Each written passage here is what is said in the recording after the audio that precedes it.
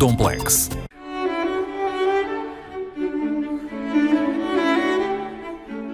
Alto dos Moinhos, Lisboa. Museu Nacional da Música.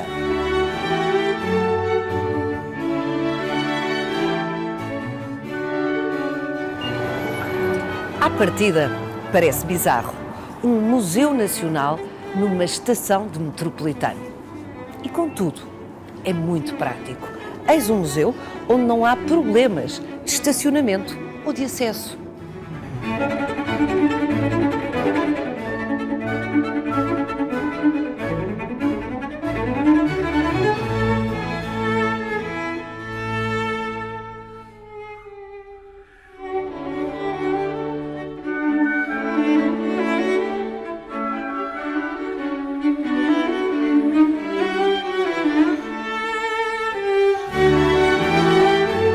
O Museu Nacional da Música tem cerca de 1100 instrumentos musicais desde o século XVI até aos nossos dias.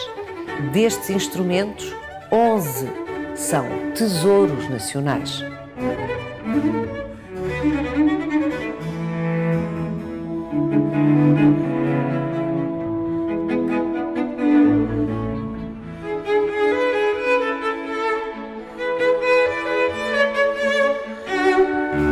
Mas nem só de instrumentos musicais se fazem as coleções do Museu Nacional da Música. Aqui também se estudam e conservam peças como este polifon,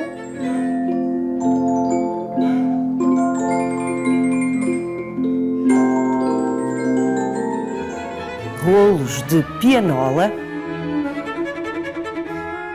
ou estas batutas.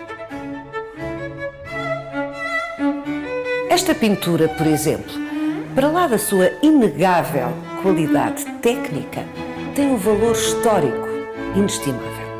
Aqui estão presentes duas mulheres, duas estrelas do século XVIII, que conseguiram a sua emancipação graças às suas artes respectivas.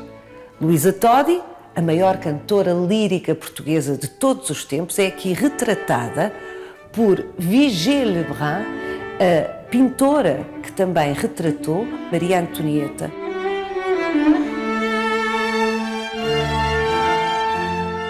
Tudo isto no Museu Nacional da Música. Vai querer saber mais? Venha connosco nesta visita guiada.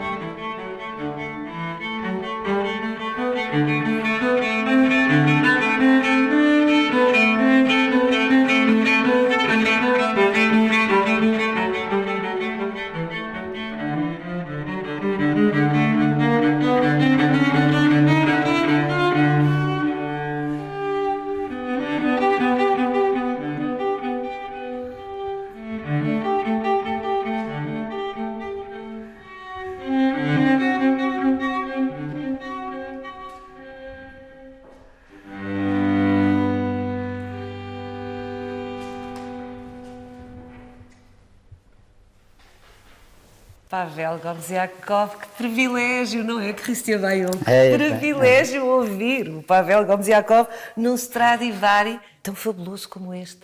Mas isto exige uma observação preliminar. Neste museu, no Museu Nacional da Música, é suposto mexer nas peças históricas que aqui estão? Tem que ser de vez em quando, sobretudo nas peças como esta. Um violoncelo fantástico. Um violoncelo com que o Pavel já gravou. Porquê é que se tem de tocar de vez em quando nestes instrumentos com séculos, em alguns casos, como é este? Quer dizer, não obrigatório, mas é justo na medida que o objetivo do instrumento musical não é objeto só decorativo, é uma ferramenta, então é normal ser utilizado de vez em quando. Depois depende dos instrumentos. Há instrumentos que sofrem quando se põem nas cordas sem tensão. Temos a sorte que com os violinos, os violoncelos, eles aguentam muito bem, e mesmo um instrumento tão antigo que este, ou até mais antigo, de 500 anos, ainda podem ser utilizados hoje. Eles resistiram muito bem a... Mas eu não estou a compreender bem a resposta. Podem ser utilizados porque é um Podem. prazer para quem ouve e para quem toca visivelmente, como é o caso de Pavel, ou devem, de vez em quando, como os automóveis, eu não percebo nada, mas os automóveis, por exemplo, se estão parados muito tempo, estragam-se, não é? Não sei se é o caso. Este violoncelo foi parado durante quase 100 anos. Este? É. E apesar disso, soa lindamente, quer dizer, ele não morreu, ficou adormecido, mas não morre, não. E para mim é mais... eu sei que os músicos ou os meus colegas ficam um pouco irritados com os instrumentos nos museus. Eu sou o contrário.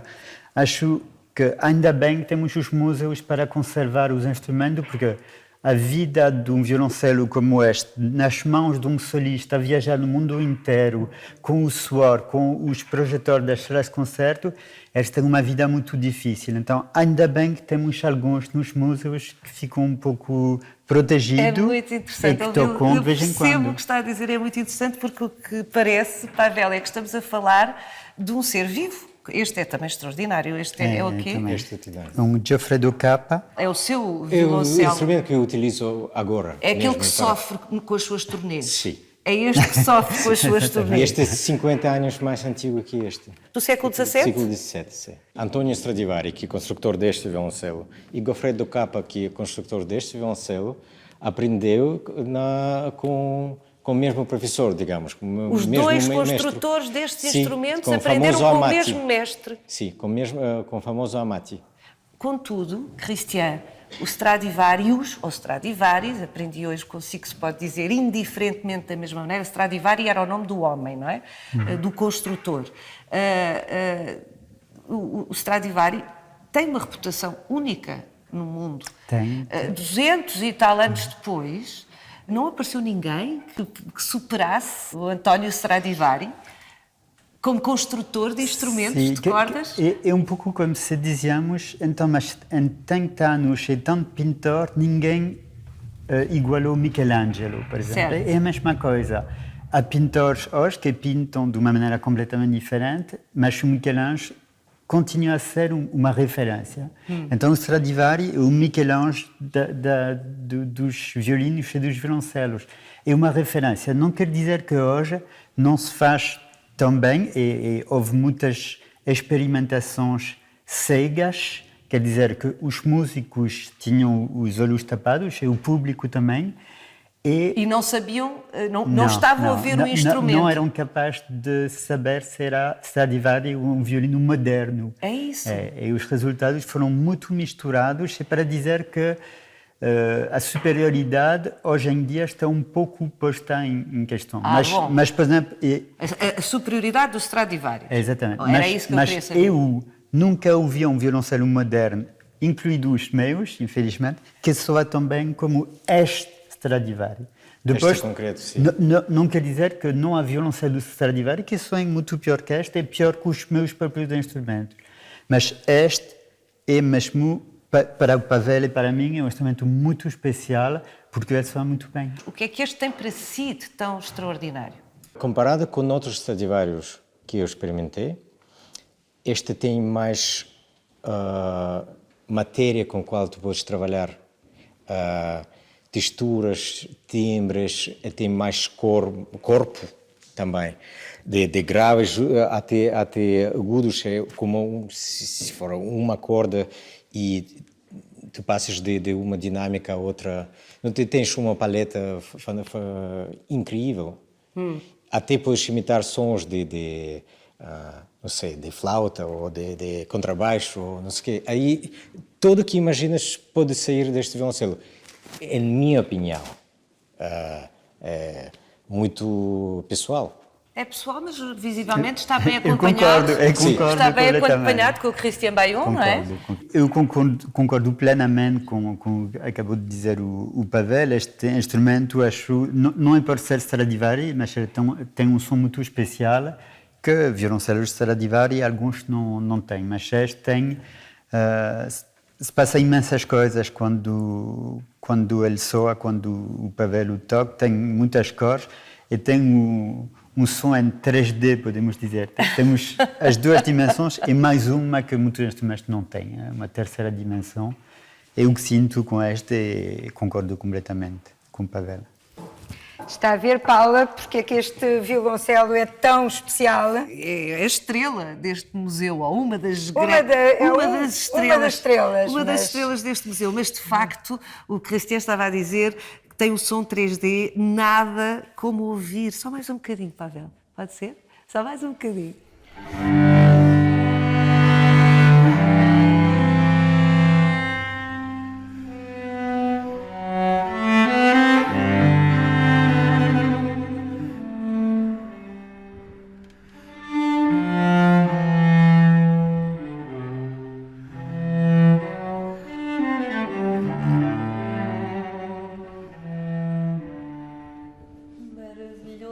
Que pena que o Dom Luís I, que foi proprietário deste violoncelo, não tocasse grande coisa. Pelo menos é o que dizem as crónicas. Não é pena verdade. nada, graças a Deus. Este violoncelo ficou em Portugal. Não, foi graças a ele, mas sabemos, ainda bem que ele gostava tanto de Uma música. coisa boa de Mas a monarquia. música não gostava assim tanto dele, não. Obrigado, Dom Luís. Obrigado, Dom Luís. Obrigada, Dom Luís. Sim. O Dom Luís teve uma educação musical muito completa. Agora era rei, portanto não se podia dedicar a este instrumento como Como o Pavel músico. Gomziakov, pronto. Exatamente, se dedica. Mas, aliás, nas memórias do Conde de Mafra, do Tomás de Melbreiner, que diz: tocava violoncelo tanto quanto é possível um monarca tocar. Mas é, de facto, graças às coleções reais, concretamente ao rei Dom Luís, que temos uma série de instrumentos de grande valor e que são referências deste museu. Posso-lhe mostrar aqui mesmo no museu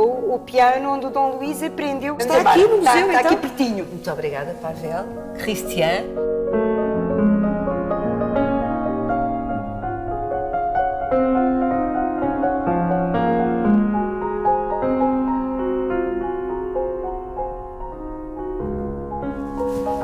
Então, este é o piano de Franz Liszt, onde aprendeu Onde aprendeu o Luís. Dom Luís. O Liszt vem a Portugal no reinado, portanto, da mãe do Dom Pedro e do Dom Luís, da Dona Maria II, e foi um verdadeiro acontecimento. Foi um verdadeiro acontecimento porque Liszt era um grande músico e uma figura extraordinária, era verdadeiramente uma estrela. As senhoras que assistiam aos concertos do Liszt por vezes desmaiavam, De emoção. de emoção, de contentamento, o que fosse. Por onde o Liszt passava era, de facto, um sururu, um barulho, um acontecimento. Bom, portanto, a corte portuguesa recebe o Liszt com pompa e circunstância. O Liszt faz 10 concertos na sua passagem por Lisboa. Com este piano. Com este piano. Este piano Viajava com Liszt. Era deixado em cada corte um piano destes, não é? O que se tornava rapidamente da maior importância para o construtor destes pianos, não é? Porque bastava uma família real ter um piano que ainda por cima tinha sido tocado pelo próprio Liszt para ser desejado e querido por toda a gente. O piano era do Liszt. Do Liszt, ficou na corte portuguesa como um piano para o ensino dos príncipes e a rainha Dona Maria II ofereceu depois, Mais tarde, a Manuel Inocêncio Liberato dos Santos. E os descendentes de Liberato dos Santos gentilmente tiveram esse bonito gesto de entregar... o gesto cívico, exatamente, porque de assim entregar, todos podemos ver este piano exatamente, aqui, não é? de entregar o piano ao Museu Nacional da Música.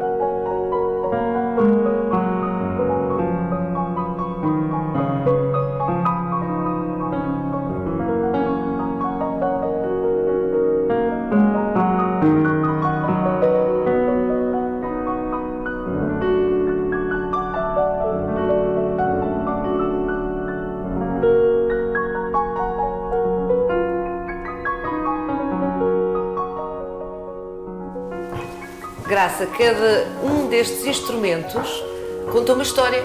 Podíamos parar junto de cada um deles, vamos sentar-nos aqui, Sim.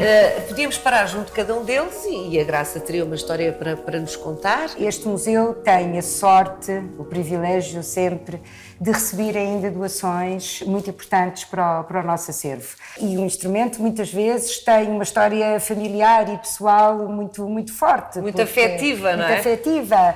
Portanto, as pessoas sentirem que confiam nesta instituição Exatamente. para guardar uma coisa que é tão preciosa, não é? É muito compensador para nós. Temos histórias muito bonitas que acontecem com muita frequência. Ainda o ano passado, um senhor que morava aqui perto do museu visitou o museu e poucas horas depois apareceu com uma guitarra para entregar ao museu. Uma guitarra do Kim Grácio, portanto um grande construtor de guitarras portuguesas, e pudemos todos ouvir o som dessa guitarra num concerto que nós chamamos um ciclo músico-mecenas com instrumentos históricos da coleção. Exatamente, é uma das razões porque o Pavel Gomziakov já te conhecia ainda antes da Exatamente. gravação do seu disco, o Stradivarius, Exatamente. do Dom Luís, porque já tinha tocado aqui, vocês dão concertos também aqui. Mas, voltando à coleção, esta coleção teve um início um pouco atribulado. A coleção do museu tem origem, no fundo, em duas coleções privadas, não é? Começa com a coleção do Alfredo Keil, uma grande figura não só no colecionismo, não é? Estamos a falar de um grande pintor, de um músico, Do compositor, do hino nacional. Uma primeira coleção privada, portanto, muito ao gosto da figura do Alfredo Keil, a que se junta mais tarde a coleção e a grande figura do Miguel Ângelo Lambertini. Portanto, Lambertini tinha o grande desejo e a grande missão, que ele nunca abandonou, de criar um museu da música em Portugal. Este museu? Este museu. No fundo era o museu que ele queria ter Era o criado. museu, Estamos sim. a falar inícios do século XX. Exatamente. E o Lambertini era um italiano radicado em Lisboa. Em Lisboa, que tinha uma casa de pianos, que tinha uma revista musical, correspondia-se com conservadores de todos os grandes museus europeus e das grandes coleções. Era uma figura perfeitamente extraordinária que tinha, de facto, este sonho. Houve muitas histórias, muitas vicissitudes. Só na República é que, de facto, aliás, o Lambertini tinha uma grande esperança que com a República tudo se iria resolver em relação à criação do museu, mas foi muito difícil porque o Lambertini considerava muito bem que tinha que haver a coleção, tinha que haver uma dotação orçamental, que nessa altura era também, obviamente, difícil, mas precisa, e um local fixo para a apresentação desta coleção. Não foi fácil. Não foi fácil. Esteve ainda antes desta ideia de vir para o espaço no Alto dos Moinhos, no Palácio Pimenta, na Biblioteca Nacional, em ambas as situações encaixotada, bem como em Mafra, também encaixotada. Finalmente chegamos a 93 e no Dia Mundial da Música é assinado um protocolo para a criação do Museu da Música neste espaço do Alto dos Moinhos. E desde aí que conseguimos dar uma casa a esta coleção. Foi sempre considerado um espaço provisório porque desde o início, mesmo sem as doações, já era um espaço pequeno para a quantidade de peças porque, que de facto, este museu tem outros acervos. Tem Tem. outros acervos que não os... Que não o do acervo dos instrumentos musicais. Portanto, eu costumo dizer que a coleção dos instrumentos musicais é a espinha dorsal do museu, não é? Mas temos a coleção de fonogramas, a coleção de documentação, a coleção de iconografia. Do acervo documental tenho sempre que referir a portuguesa, não é? O manuscrito original de Alfredo Keil, de portuguesa, e depois o hino nacional, e depois primeiras edições. Uma ainda com as cores monárquicas, enfim, enquanto a portuguesa ainda não era o hino nacional, e depois, muito engraçado, a mesma apresentação gráfica, mas já com as cores republicanas, portanto, como o hino de Portugal. Temos cartas, partituras, tudo isso conta a história da música. Da música em Portugal. Da música em Portugal, portanto, apetece sempre mostrar mais.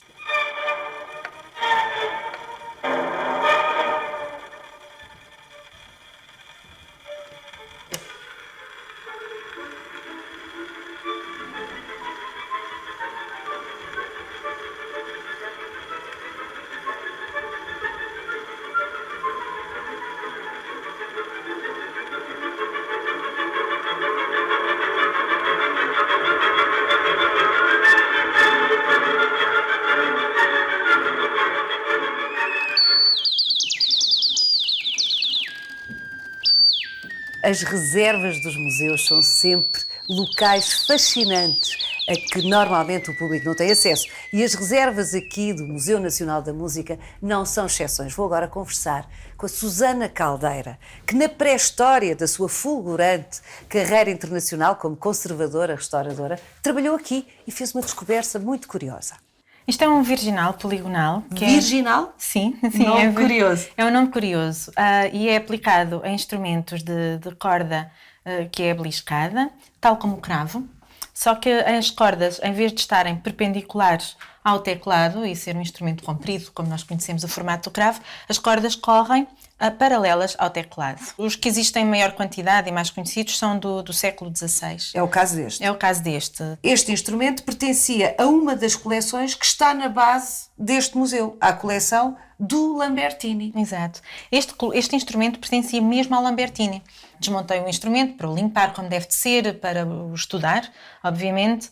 Faz parte do nosso processo de conservação e restauro, também iniciar o estudo do instrumento, sabermos bem onde estamos a colocar as nossas mãos, ver como é que estava por baixo e, como sempre, coloquei um espelho. E quando coloco um espelho, é assim que se faz, mete-se um espelho. Coloquei um espelho porque conseguia ver como é que estava, claro.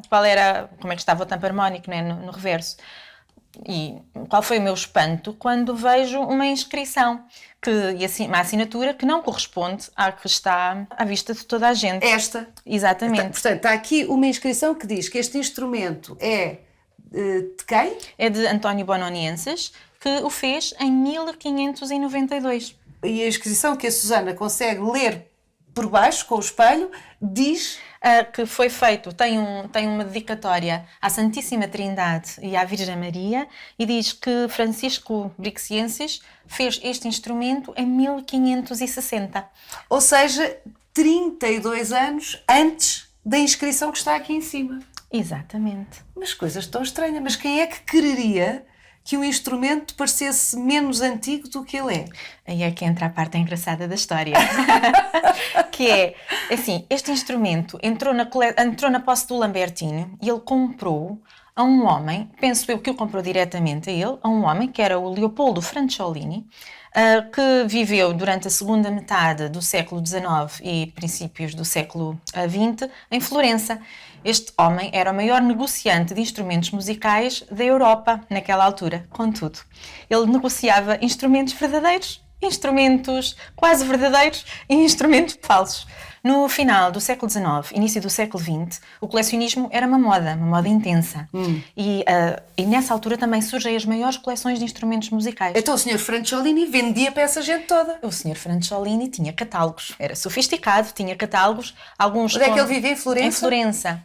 E ele, no final, até os últimos catálogos, o catálogo número 6, por exemplo, que é onde está este instrumento, já vem com fotografias mesmo. A pergunta é, porquê é que um falsário vai pôr 30 anos mais tarde uma data quando lhe convém que o instrumento seja o mais antigo possível? Seria uma data estimada por outros que ele poderia conhecer e pensou, ok, esta é uma data que será Ou seja, ele não credível. fez aquilo que a Susana fez. Mas claro, mas depois ele, como não era conservador, ele não pôs um espelho. Portanto, ele não investigou a peça que estava a falsificar. Não investigou. Ele ou as pessoas que trabalhavam com ele, que eu acredito que havia mais pessoas. E é muito curioso, porque eles não falsificaram só esta barra que está sobre os martinetes, ele também colocou estes papéis aqui, uma imitação muito grosseira de embutidos, não é? De isto não é embutido. Não, isto é mesmo papel. Isto é papel que foi aqui colado.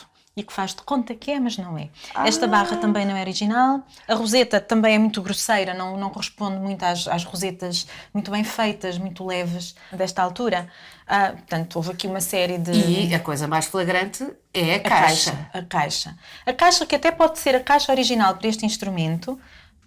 De facto, tem uma pintura que foi uma tela que foi cortada e ali colada, e no tampo do lado de fora nós encontramos um brasão de armas da família dos Aldobrandini de Florença, ou Aldobrandini de Madonna. Era mais uma forma do comerciante / falsário engrandecer o que estava a vender, não é? Exato. Portanto, pertenceu este instrumento a uma família nobre italiana. E claro que isso soava muito bem aos colecionadores do século XIX.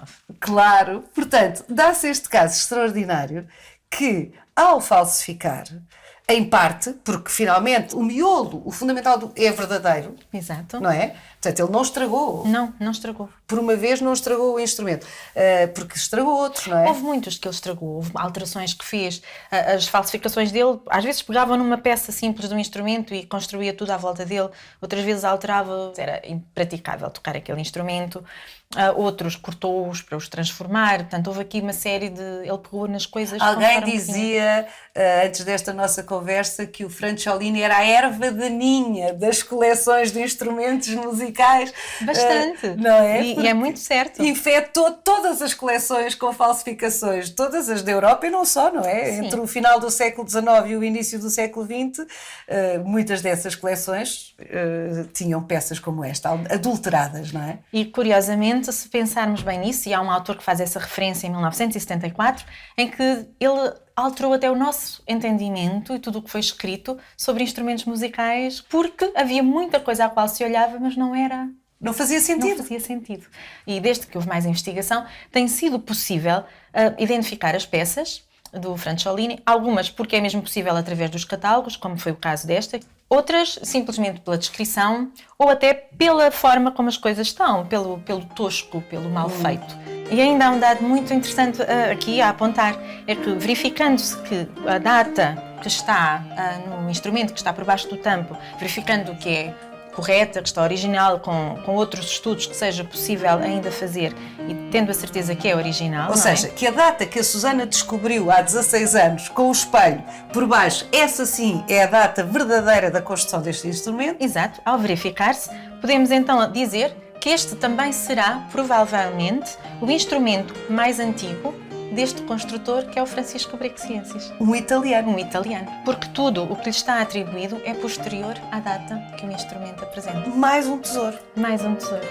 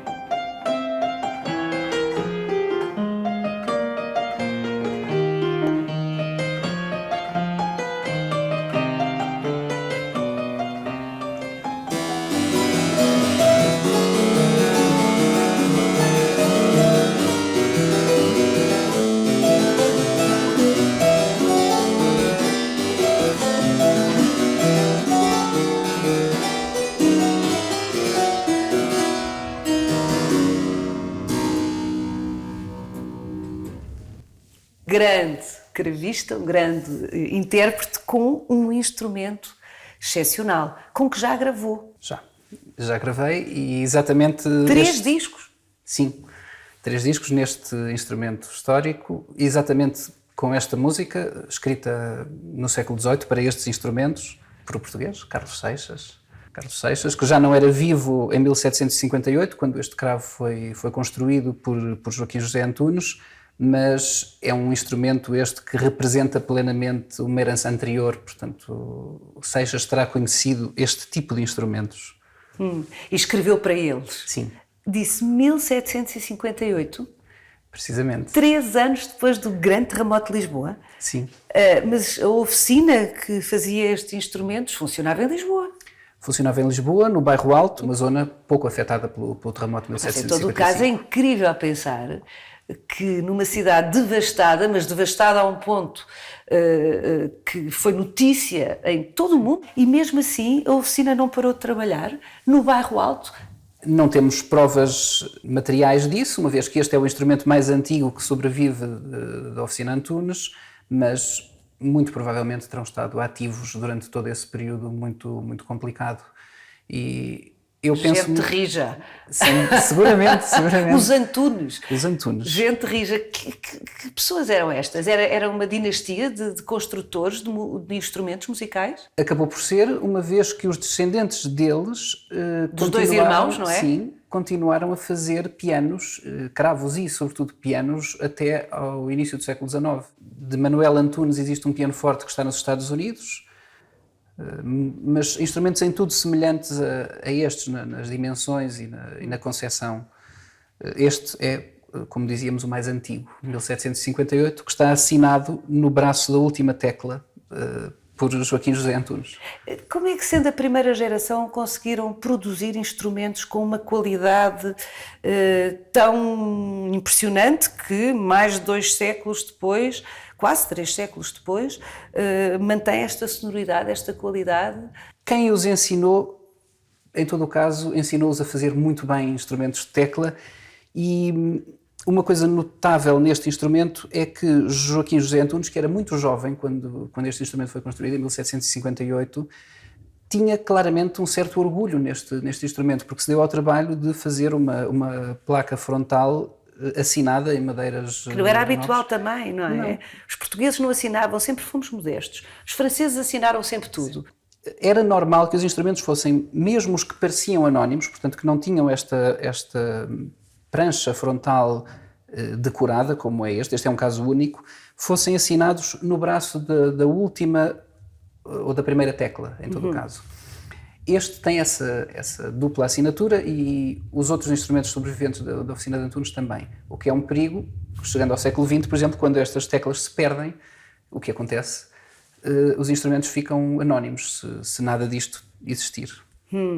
Não há outra maneira de os autenticar? É difícil, porque sendo estes instrumentos tão raros, os instrumentos portugueses, os instrumentos de tecla são de uma extrema raridade, não há também um corpus tão grande que se possa estabelecer com segurança se, por exemplo, um instrumento anónimo, como existem nas reservas deste museu, possa ter realmente sido construído por Joaquim José Antunes ou Manuel Antunes, ou os outros construtores que estavam ativos em Portugal. É que a forma deste instrumento é uma forma que não foi replicada em mais sítio nenhum da Europa. O instrumento é um cravo, mas a forma dele, aquilo que o faz soar desta maneira portuguesa, é que é o resultado de medidas que se desenvolveram cá, portanto que são muito diferentes do instrumento italiano, do instrumento francês.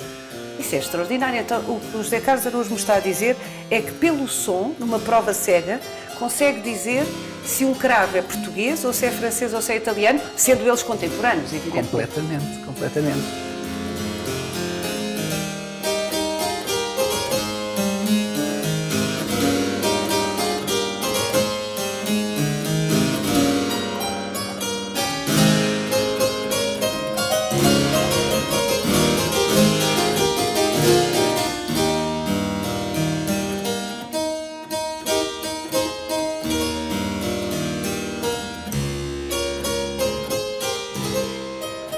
Logo, podemos dizer que há uma escola portuguesa de construção de cravos, apesar de nós conhecermos tão poucos exemplares, mas sabemos perfeitamente que quem construía uma peça como esta construía a um nível altíssimo. Outras sobreviveram foi em números muito escassos, mas isso é uma situação análoga à dos instrumentos espanhóis, por exemplo, que são diferentes dos portugueses e que também são muito raros hoje em dia. Desta época. Em todo o caso, sabemos, há espécimes suficientes para podermos afirmar que o século XVIII foi, nesta matéria, neste universo da música erudita, um momento excepcional da história da música em Portugal. Isso não há qualquer dúvida. Este cravo e os outros representam uma época de grande criatividade em que estiveram ativos em Portugal imensos compositores estrangeiros, isso é mais conhecido, mas em que se faziam cá instrumentos resultado de uma tradição nacional e influenciados por modelos estrangeiros, que seguramente haveria muitos em Portugal. Portanto, sabemos que havia importação de pianofortes florentinos. Aliás, Portugal é o primeiro sítio a que os pianofortes chegam com impacto. É sério? Sim, por causa de uma relação fabulosa estabelecida com Florença pelo irmão de Dom João V, Dom António de Bragança, que é o dedicatário das primeiras obras escritas para o piano de martelos, em 1732. Portanto, às vezes as histórias domésticas singulares, as relações familiares explicam saltos na história da ciência ou na história da música em determinado contexto, não é? É uma coisa curiosa, é o que nos está a dizer. O pianoforte foi inventado no final do século XVII.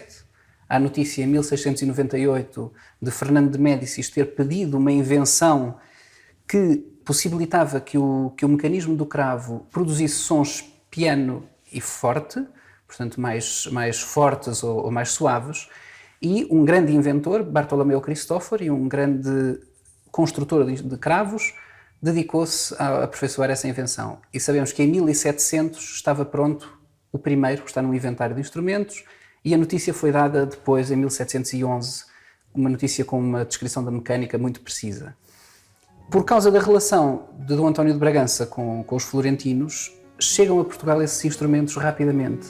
E Lodovico Giustini, que é o primeiro autor que escreve sonatas para o cimbalo, portanto o cravo, di piano e forte, detto vulgarmente di martelletti, chamado normalmente de martelinhos, publica essas sonatas em 1732 e dedica-as a Dom António de Bragança.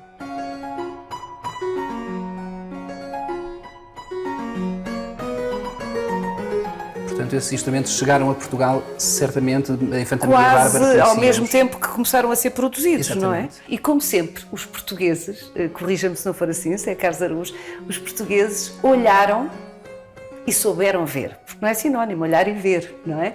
Olharam e souberam ver. Portanto, olharam o pianoforte novíssimo, essa novidade florentina, que chegou a Lisboa e com o tempo, em pouco tempo, estavam a fazer os seus pianoforte à sua maneira.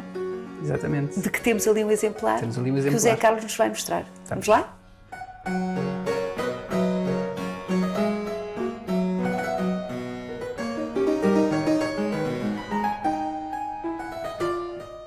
Aqui estamos então, Paula, junto ao pianoforte Van Castel, um dos mais raros instrumentos desta coleção. E diga-me uma coisa, e é raro em Portugal ou é raro a uma escala europeia? É raro em qualquer sítio. Em qualquer parte do mundo? Sim. Os pianofortes portugueses são extremamente raros. Existem 4 ou 5 no mundo e este é justamente um dos mais importantes. São instrumentos belíssimos, além disso, não só pela raridade, mas são muito bem construídos. Este instrumento... Mas como o Zé Cá já nos disse, este instrumento foi construído em Portugal, mas por um holandês aqui radicado, Sim. não é? Henrique Van Castel nasceu nos Países Baixos e veio para Portugal em meados do século XVIII, já depois do terremoto de 1755, onde se estabeleceu em Lisboa, precisamente no Bairro Alto. E, Portanto, era definitivamente o sítio das oficinas dos instrumentos musicais, não só, mas... Sim, mas seguramente todas também estas dos pessoas... azulejos, a azulejaria, também era um centro importantíssimo de oficinas de azulejos, do Bairro Alto. Todas estas pessoas se conheceram. Henrique Van Castel conhecia de certeza Matthias Boston, um outro construtor vindo dos Países Baixos, que também trabalhava ali perto, muito perto da oficina dos Antunes. Este instrumento, que por fora parece um cravo, aliás, em Portugal, no século XVIII, não se dizia piano, nem piano forte, nem nada disto, dizia-se o cravo de martelos, para o distinguir do cravo de penas. Portanto, cravo de penas é aquele que tocou. Sim. Porquê penas? Porque o mecanismo é emplumado, aquilo que toca nas cordas são pequeninas lâminas feitos com penas na altura, materiais naturais, com penas de peru, de corvo. E o cravo de martelos, como se dizia em Portugal, é o tal cimbalo di martelletti, em que a ação mecânica é substituída por pequeninos martelos, muito, muito pequeninos se compararmos com o de um piano moderno. Ou seja, o pianoforte é o pai do piano. Sim. É a primeira versão de um piano, Exatamente. saída do cravo. Exatamente. O interessante neste instrumento, além de ser raríssimo, é o único pianoforte sobrevivente de Henrique van Castell, é que ele foi produzido numa época em que a família Antunes tinha um privilégio real para fazer pianofortes. Portanto, este instrumento não... Monopólio. Este instrumento não deveria ter sido feito senão pela oficina Portanto, Antunes. é a materialização de uma desobediência. Aparentemente sim, porque ele está datado de 1763 e durante essa época vigorava um privilégio real para Manuel Antunes. Significa então que neste caso foi o holandês a infringir as regras dos portugueses. Mas ainda bem que ele o fez, porque já são de tal forma raros os pianofortes portugueses que se eu não tivesse feito, este instrumento não existiria e é um instrumento, além da raridade, é um instrumento maravilhoso. Bom, vamos aproveitar também esta situação irregular de estarmos dentro de uma vitrine do Museu Nacional, no caso do Museu Nacional da Música, só aqui estamos porque eu estou sob a alçada do José Carlos Araújo. É o momento a aproveitar para vamos ver o interior deste pianoforte, desta peça que está em vias de vir a ser classificada como Tesouro Nacional. Vamos ver.